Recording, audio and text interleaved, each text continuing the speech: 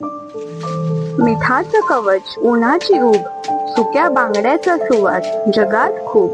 किसमुराच्या स्वादात दडला किनाऱ्याचा गंध, जिभेवर नाचतो गोव्याचा आनंद. सुक्या बांगड्याचा वास, आठवणींचा साज, गोव्याच्या मातीत उमटला वारशाचा आवाज.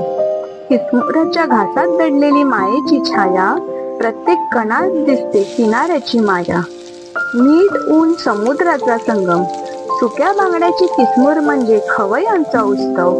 किसमुराचा घास म्हणजे परंपरेचा साज, आयुष्यभर लक्षात राहणार सुगंधी राज.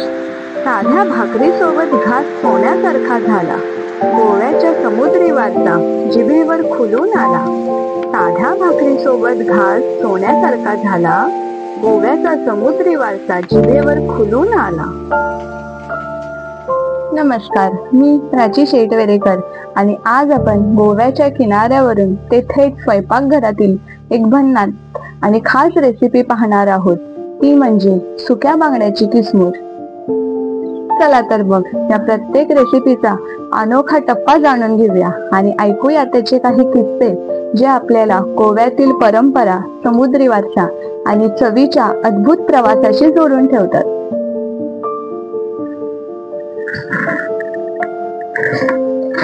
मित्रांनो, गोव्याच्या पारंपरिक कोकणी खाद्य संस्कृतीत सुक्या बांगड्याची किसमूर ही एक वेगळीच रुचकर डिश आहे.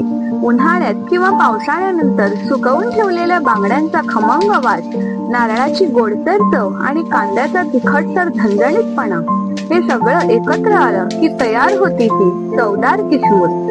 सुक्या बांगड्यांना हलकेसे भाजून त्यांचा सुगंध खुलवला जातो. मग त्यात ताज्या किसलेल्या नारळाचा साज, बारीक चिरलेला कांदा, कोथिंबीर, हिरव्या मिरच्या आणि चिंचेच्या रसाची धार मिसळली जाते. या मिश्रणामुळे समुद्राची चव जिभेवर खुलते आणि बांगड्यांचा खारटपणा नारळाच्या मऊसर गोडव्याशी अप्रतिम जुळून येतो. किसमूर ही फक्त भाजी नाही, तर गोव्याच्या किनारी खेड्यातील जीवनशैलीचा वारसा आहे. सुकवलेल्या माशांना टिकवून ठेवण्याची शहाणी पद्धत आणि साध्या घटकातून निर्माण होणारी विलक्षण चव याचं सुंदर उदाहरण. गरम भाकरी सोबत किंवा तांदळाच्या भातासोबत ही डिश खाल्ली की समुद्राचा ताजा गारवा आणि कोकणाचा मातीचा सुगंध प्रत्येक घासात अनुभवता येतो.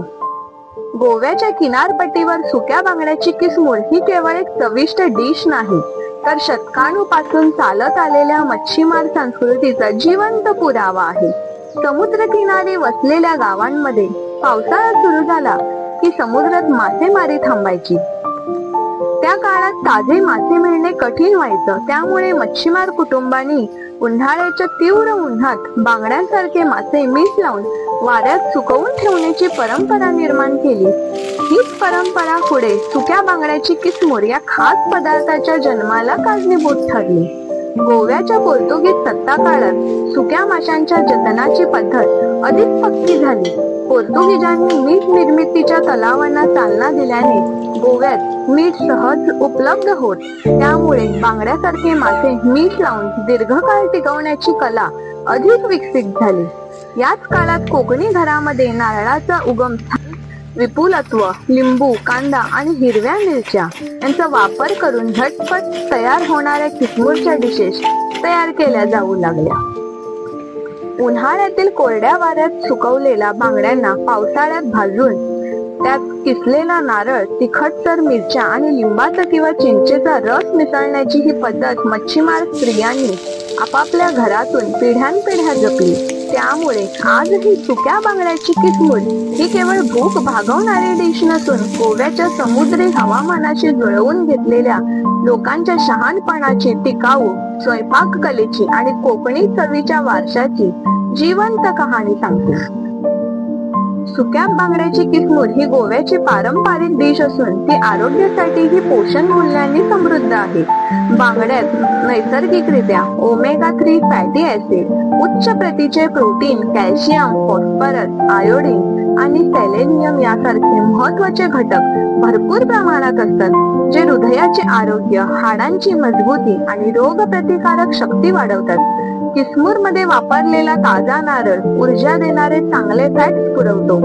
लिंबाचा रस व्हिटॅमिन सी ने समृद्ध असल्याने लोह शोषण सुधारतो, तर कांद्यातील अँटीऑक्सिडंट शरीराला नैसर्गिक संरक्षण देतात. त्यामुळे ही चविष्ट डिश शरीराला पोषणाचा उत्तम लाभ देते. मित्रांनो, किसमूरची चव म्हणजे समुद्राच्या लाटांची गोष्ट आणि मातीतल्या माणसांची ओळख. समुद्राच्या मिठात साठवलेली परंपरा, किसमूरच्या प्रत्येक घासात भेटे चवीची जादू. सुक्या बांगड्याचा प्रत्येक कण गोव्याच्या किनाऱ्याचा खारट गंध घेऊन येतो. किसमुराचा घास म्हणजे कोकणी समुद्र किनाऱ्याची चवदार सफर. भात भाकरी सोबत मिळाले किसमूर घास म्हणजे गोव्याच्या घराघरातल्या समृद्धी प्रेमाचा स्वाद.